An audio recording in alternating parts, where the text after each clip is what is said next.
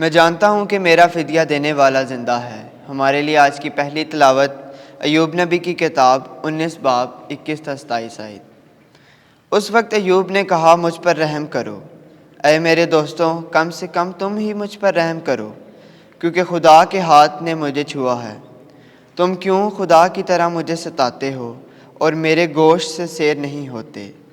کاش میری باتیں لکھی جاتی، کاش وہ پیتل پر نقش کی جاتی، کاش کے لوہے کے قلم سے اور سیسے سے ہمیشہ کے لیے پتھر پر کندہ کی جاتی۔ یہ میں جانتا ہوں کہ میرا فدیہ دینے والا زندہ ہے اور وہ منتقم ہو کر زمین پر کھڑا ہوگا۔ اگرچہ میری کھال میرے گوشت سے اکھاڑی جائے، پھر بھی میں اس جسم سے ہو کر خدا کو دیکھ لوں گا۔ ہاں، میں اسے دیکھ لوں گا اور میری ہی آنکھیں اس پر نگاہ کریں گی اور نہ کہ غیر کی۔ پاک کلام کے پڑھے اور سنے جانے پر خدا کی برکت ہو۔ زبور 26 جماعتی جواب۔ مجھے یقین ہے کہ میں خداوند کا فیض دیکھوں گا۔ اے خداوند، میری آواز سن، جب میں پکارتا ہوں مجھ پر رحم کر اور میری سن۔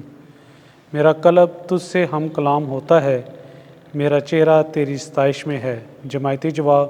مجھے یقین ہے کہ میں خداوند کا فیض دیکھوں گا۔ اے خداوند، میں تیرے دیدار کا طالب ہوں، اپنا چہرہ مجھ سے نہ چھپا، اپنے خادم کو غضب میں دفع نہ کر، تو میرا مددگار ہے۔ جماعتی جواب۔ مجھے یقین ہے کہ میں خداوند کا فیض دیکھوں گا۔ مجھے یہ یقین ہے کہ میں زندوں کے ملک میں خداوند کا فیض دیکھوں گا۔ خداوند کا منتظر رہ، مضبوط ہو، تیرا دل باہمت ہو، خداوند کا منتظر رہ۔ جماعتی جواب۔ مجھے یقین ہے کہ میں خداوند کا فیض دیکھوں گا۔ خداوند آپ کے ساتھ ہو۔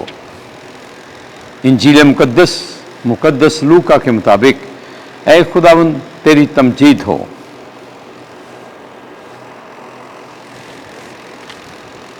10واں باب پہلی آیت سے 12ویں آیت تک۔ تمہارا سلام اس پر ٹھہرے گا۔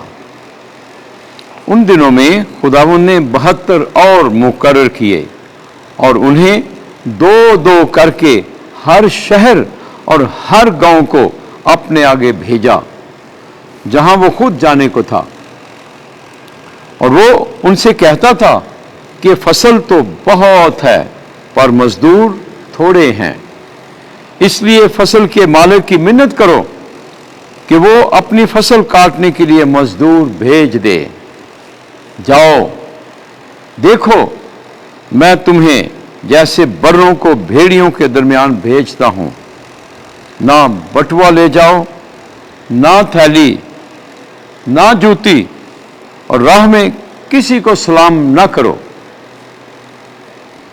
اور جس کسی گھر میں داخل ہو، پہلے کہو کہ اس گھر کو سلام۔ اگر سلام کا فرزند وہاں ہو تو تمہارا سلام اس پر ٹھہرے گا، ورنہ تم پر لوٹ آئے گا، اور اسی گھر میں رہو، اور جو کچھ ان کے پاس ہو کھاؤ اور پیو، کیونکہ مزدور اپنی مزدوری کا حقدار ہے۔